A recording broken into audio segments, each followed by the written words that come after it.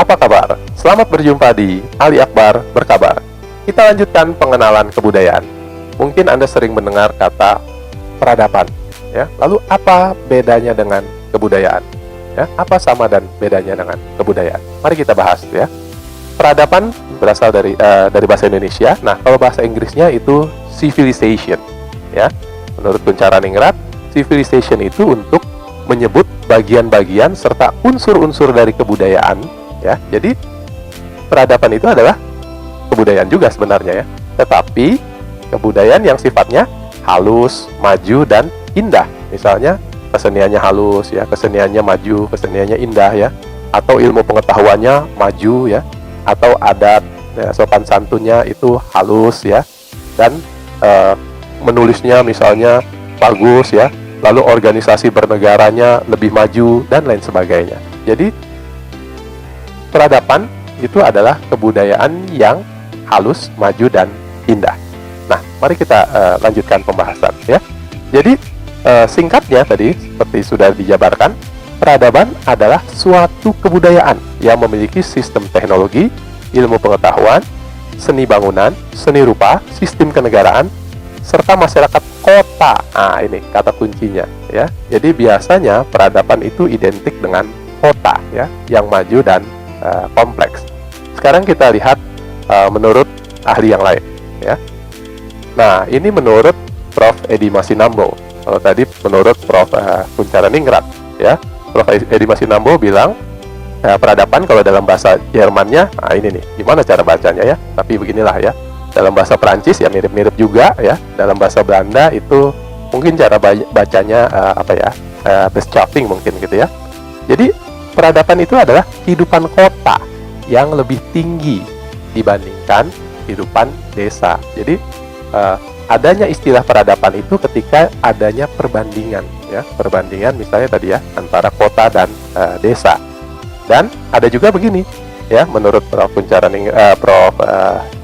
Masinambo, ya, kebudayaan itu adalah ketika masyarakat sudah berhasil mengendalikan, ya, dorongan-dorongan elementer manusia, ya, dibandingkan dengan katakanlah yang belum berhasil mengendalikan dorongan-dorongannya itu, ya.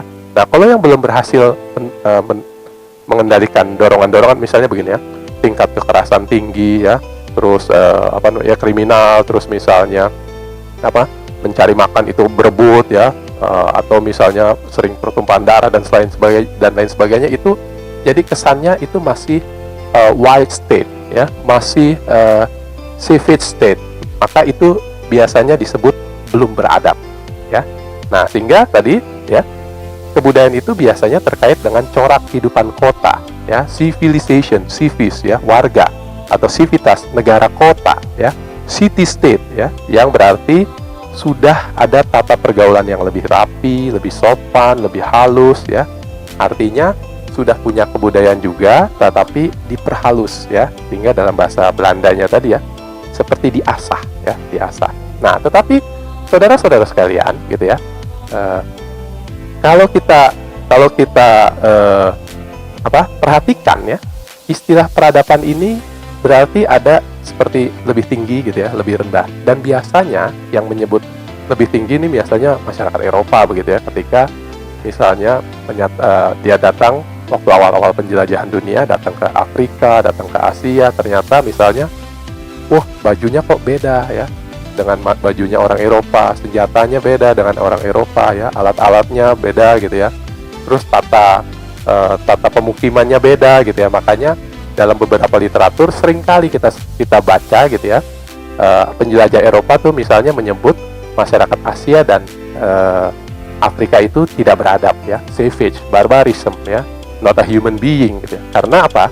Karena sistem perkotaannya, ya, sistemnya beda, ya, seperti itu. Itu yang menyebabkan ada istilah-istilah tersebut. Baik, mudah-mudahan kita lanjutkan dalam kesempatan berikutnya. Sampai berjumpa lagi di Ali Akbar Berkabar.